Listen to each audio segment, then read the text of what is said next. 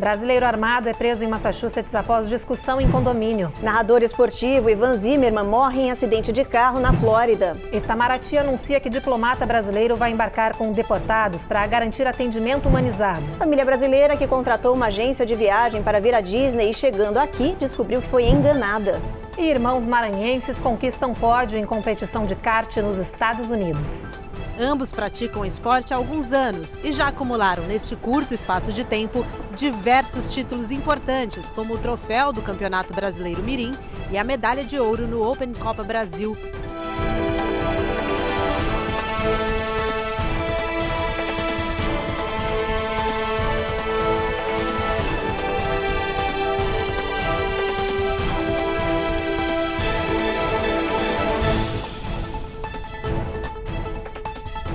Olá, boa noite. Boa noite. Um brasileiro foi preso em Massachusetts por causa de uma discussão seguida com ameaça com arma de fogo na cidade de Milford. A confusão foi dentro de um condomínio residencial e assustou os moradores. Ninguém ficou ferido. A polícia foi chamada depois que um brasileiro discutiu e ameaçou um vizinho com uma arma de fogo em um condomínio de Milford. Os agentes chegaram rápido e conseguiram prender o rapaz de 19 anos, que foi identificado como Robson de Souza. Na ficha da polícia, ele foi acusado de vários delitos, como agressão com arma perigosa, ameaça de crime e conduta desordenada. As autoridades informaram que o brasileiro vai permanecer detido enquanto os oficiais investigam a história. A prisão de Souza reforça a atenção das autoridades para casos de violência envolvendo armas, especialmente em áreas residenciais. A polícia de Milford segue apurando os fatos. Não foi divulgado o status migratório do brasileiro. O próximo voo de brasileiros deportados está programado para chegar ao nosso país amanhã, dia 7 de fevereiro. O Itamaraty informou que fechou um acordo com os Estados Unidos para garantir uma viagem mais humanizada dos passageiros. Um diplomata do Consulado-Geral do Brasil de Houston vai embarcar no voo e seguir rumo ao nosso país junto com o grupo. A medida é para impedir que cenas como a do primeiro voo, com cidadãos algemados pelas mãos, pés, sem comida e sem água, se repitam. O avião com os deportados brasileiros vai sair de Alexandria, na Louisiana, fazer uma parada em Porto Rico e depois seguir rumo à Fortaleza. De lá, um avião da Força Aérea Brasileira vai transportar o grupo até Belo Horizonte, onde foi criado um posto de acolhimento humanitário para receber os repatriados. O tráfico de armas de fogo na fronteira sul dos Estados Unidos continua a se multiplicar, de acordo com um estudo recente. E segundo o governo do México, a maioria dos armamentos que acabam nas mãos dos cartéis mexicanos vem daqui do território norte-americano.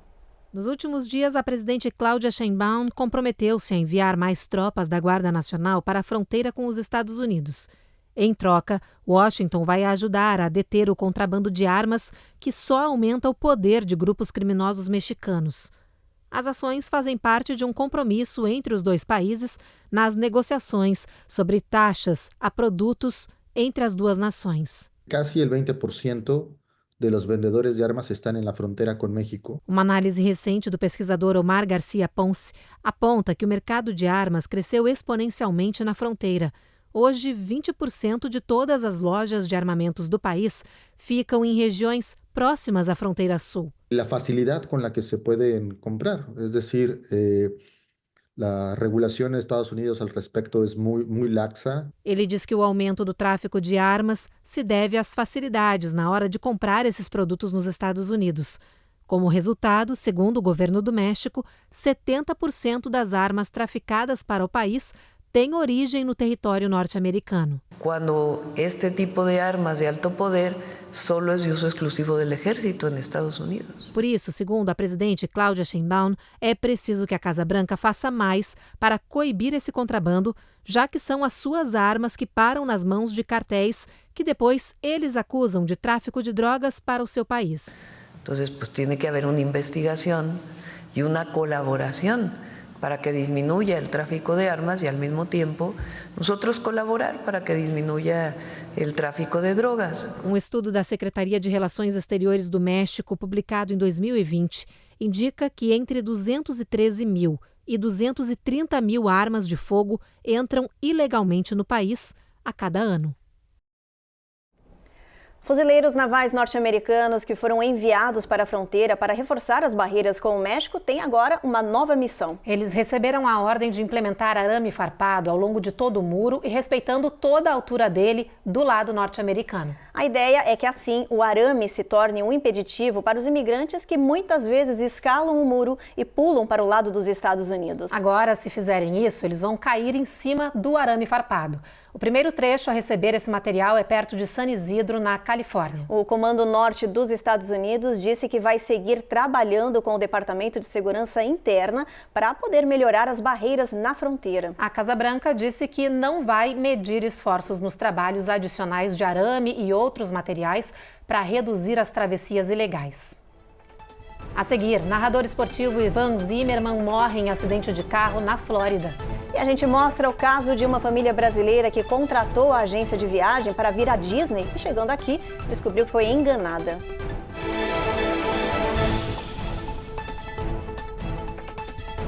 Américas no Ar. Oferecimento Uninter, a melhor faculdade para brasileiros nos Estados Unidos. Acesse uninteraméricas.com e inscreva-se já. Sandwave. Envie dinheiro para o Brasil sem taxas de envio. Aproveite $15 com o código promocional RECOR15 no seu primeiro envio. Ruth, repete comigo. Se inscreve no canal. Ativa o sininho. Ativa o sininho. Deixa seu like. E faz um comentário. Entendeu? Faz você também.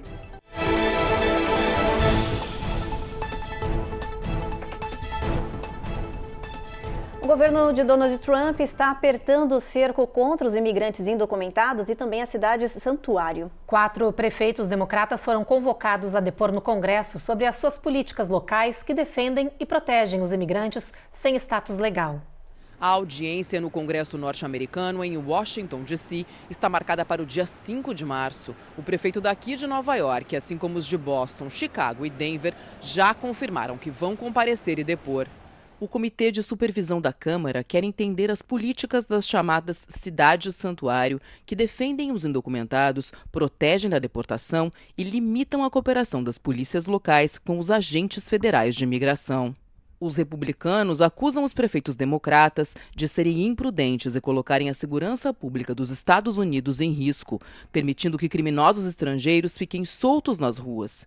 Um painel vai ouvir os depoimentos e investigar a legalidade dessas medidas locais. Hoje, o Departamento de Justiça, a pedido do presidente Donald Trump, abriu um processo federal contra o governador de Illinois, J.B. Pritzker, e contra o prefeito de Chicago, Brandon Johnson, por supostamente interferirem na fiscalização federal de imigração e na campanha de deportação em massa. Uma família brasileira passou um tempão organizando-se para viajar à Disney. Comprou passagem, hospedagem, ingressos, mas ao chegar em Orlando, aqui na Flórida, descobriu ser vítima de uma possível fraude. Depois que o caso veio à tona, ao menos 150 pessoas também acusaram a mesma agência de viagens de estelionato. Era para ser um sonho, mas ao chegar em um dos parques, a vida da Fernanda e da família virou de cabeça para baixo. Eles deram uma olhada e falaram, olha, não tenho como fazer nada por você, porque aqui está cancelado e aí a gente não pode fazer nada, porque você não tem ingresso com a gente. A Márcia e o Luciano, que contrataram a mesma agência de viagens para ir à Disney, descobriram a fraude antes de chegar aos Estados Unidos.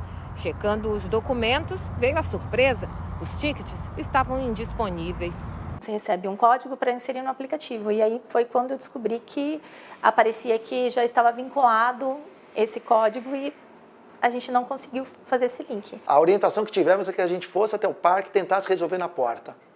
Não existe. Além deles, o Matheus foi outra vítima e ao postar o que aconteceu com ele na internet, descobriu mais de 150 reclamações semelhantes contra a mesma agência de viagem. Tem pessoas desesperadas, pessoas que estão desistindo de viajar, estão cancelando suas passagens, porque tem pessoas que foram com os dias contados só para ir para o parque. Tem pessoas na porta dos parques que não conseguiram entrar. Agora, o grupo de vítimas acusa de estelionato a agência de viagens que fica na Avenida Paulista, em São Paulo. Estima-se que o prejuízo para cada família seja de pelo menos R$50 mil.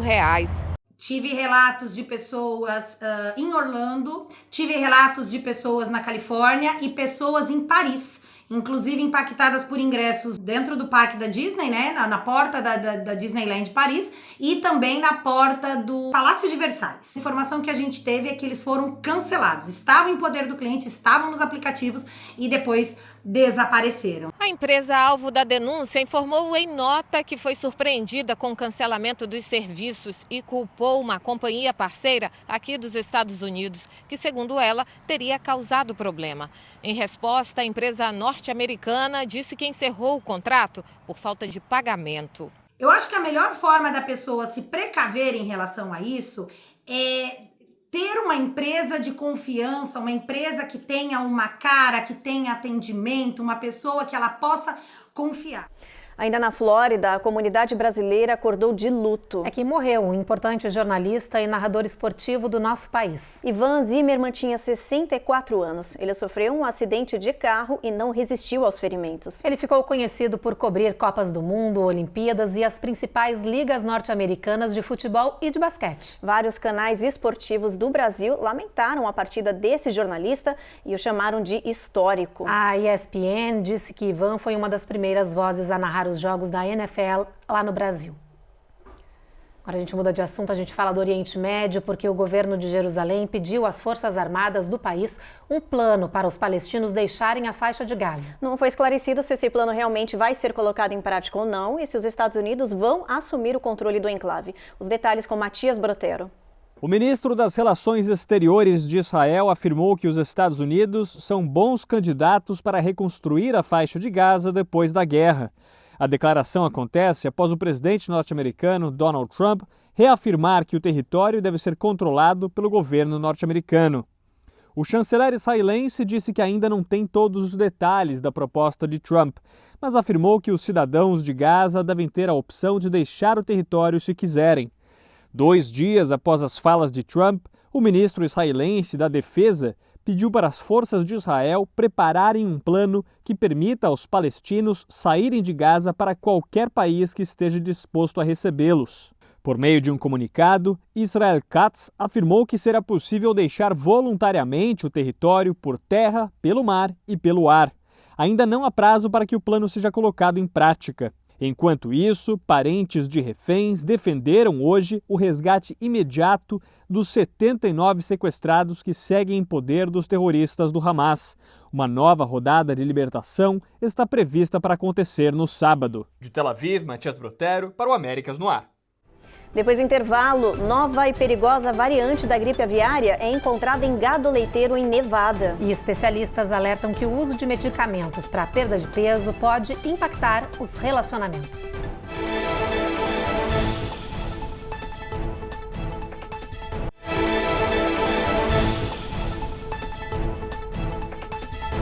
Os Estados Unidos estão em alerta. Foi descoberta uma nova cepa de gripe aviária em gado leiteiro em Nevada. Esse foi o mesmo vírus que matou um idoso na Louisiana em janeiro do ano passado, que hospitalizou uma criança no Canadá em 2024 também. A cepa encontrada no gado leiteiro é a D1.1. Até agora, essa mutação da gripe aviária só tinha sido encontrada em aves domésticas e selvagens nos Estados Unidos. Foi a primeira vez que as autoridades confirmaram a contaminação dessa variante em vacas de Nevada. Isso disparou um alerta entre as autoridades e aumentou a preocupação de que esse vírus esteja se modificando a ponto de se espalhar entre os humanos e provocar uma crise de saúde pública no país. Essa cepa foi a mesma que matou um idoso na Louisiana em janeiro e que hospitalizou uma criança no Canadá no ano passado. O Departamento de Agricultura norte-americano informou que essa mutação da gripe aviária é diferente da que foi encontrada até agora em vacas em 16 estados norte-americanos. Esses rebanhos tinham sido infectados pela cepa B3.13. As autoridades pediram para a população seguir cautelosa e evitar o consumo de leite cru, que pode ser contaminado com o vírus. Desde 2022, a gripe aviária já infestou mais de 150 milhões de aves domésticas e 11.600 aves selvagens. O Centro de Controle e Prevenção de Doenças começou a registrar infecções em gado leiteiro no ano passado. Essa é uma preocupação, porque embora a contaminação não seja comum, há uma mortalidade, quando é em humanos, relativamente alta e nas aves da mesma forma. Portanto, há que se prevenir, há que se preocupar.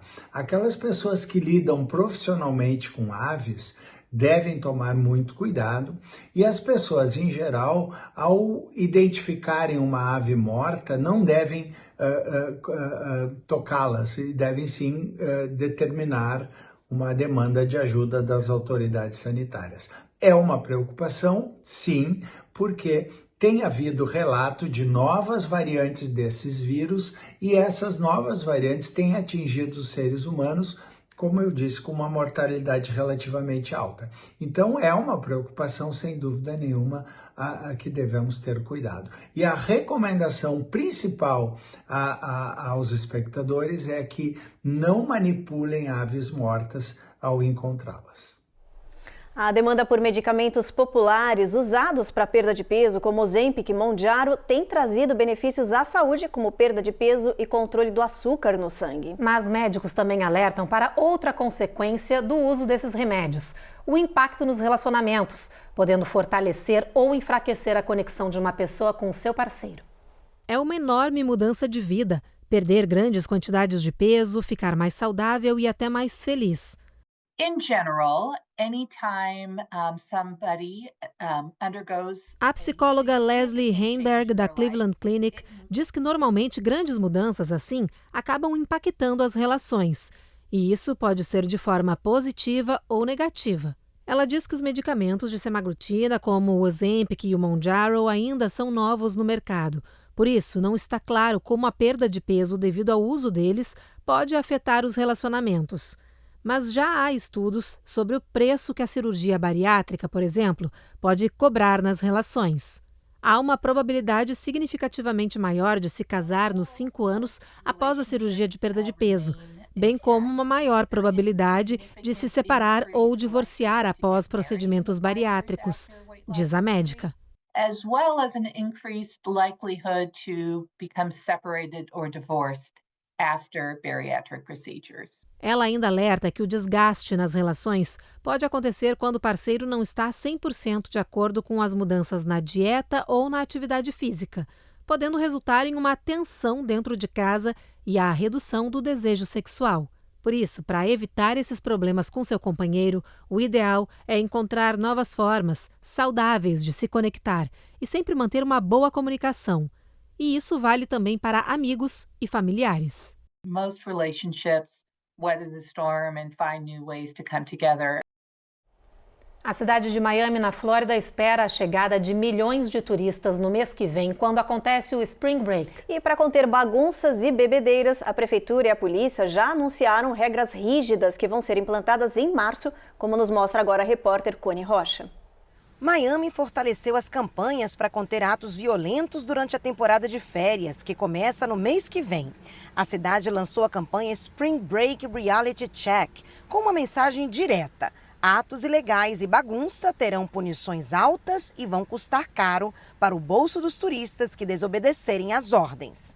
No ano passado, os excessos nas festas da primavera custaram a vida de 2 pessoas. Cerca de 274 pessoas foram presas. Apesar do saldo negativo, as autoridades informaram que a tolerância zero com os festeiros resultou em uma redução da violência em 8% em relação à registrada em 2023.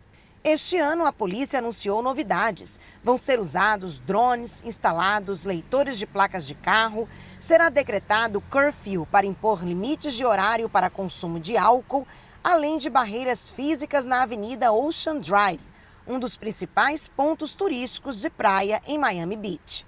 Os estacionamentos vão aumentar os valores para impedir que os turistas fiquem muito tempo no local.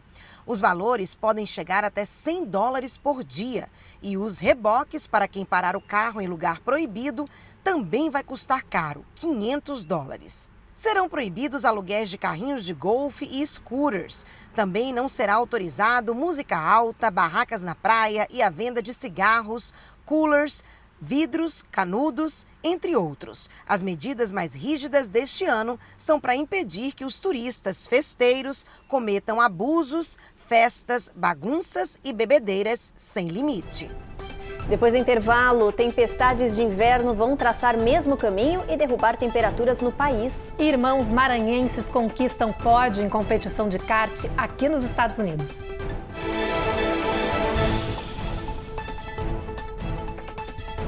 Américas no ar.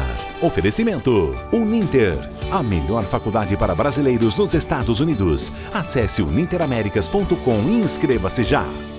Sandwave. Envie dinheiro para o Brasil sem taxas de envio. Aproveite $15 com o código promocional RECOR15 no seu primeiro envio.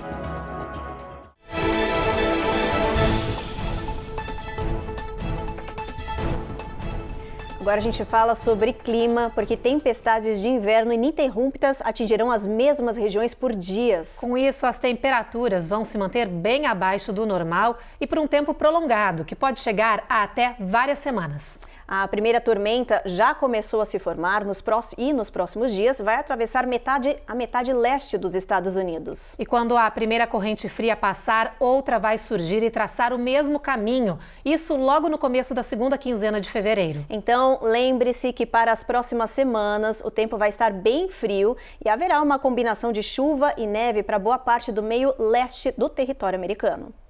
Aproveitar que a gente está falando de temperatura, vamos dar uma checada nas temperaturas previstas para amanhã aqui em boa parte do país. Olha só, a gente começa por Boston, onde amanhã a previsão é de bastante sol, mínima de 20, máxima de 36. Em Washington, previsão de tempo encoberto e o sol nem aparece em Norfolk. Em Atlanta, bastante chuva na previsão, máxima não passa de 71. Na Flórida, tempo encoberto de Jacksonville a Tampa e o sol brilhando bastante na área de Miami. Já em Houston, no Texas, sol entre nuvens, máxima de 82. Brownsville vai chover com mínima de 69, San Antônio, sol entre nuvens, máxima de 83. El Paso, o sol vai brilhar, não tem nuvens nessa região, máxima de 80, mínima de 47. Albuquerque, a gente tem tempo tímido, sol entre nuvens com mínima de 39. Phoenix, sol brilhando forte. Los Angeles, chuva. Las Vegas, tempo encoberto. São Francisco, também chuva, com mínima de 41, máxima de 57.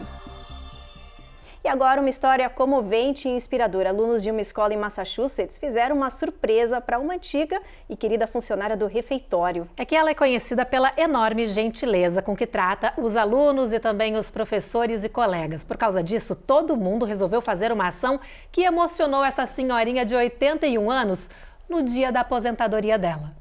Beth Duqueri é puro amor. Todo dia ela abraça um a um os alunos que chegam no refeitório. Esta superintendente conta que essa rotina acontece há anos, que todo mundo busca o abraço e o sorriso dela para animar o dia. Desde 1982, Betty trabalha na escola da High School do condado de Norfolk. São tantos anos que o local virou sua residência e os alunos, os filhos. Por isso, para homenagear a funcionária mais atenciosa e amorosa da escola, os alunos resolveram fazer uma surpresa. Eles criaram uma petição para que o prédio que abriga o refeitório recebesse o nome dela. Se tem alguém que teve profunda influência nesses estudantes da escola, esse alguém é Betty, disse a superintendente que apoiou a iniciativa.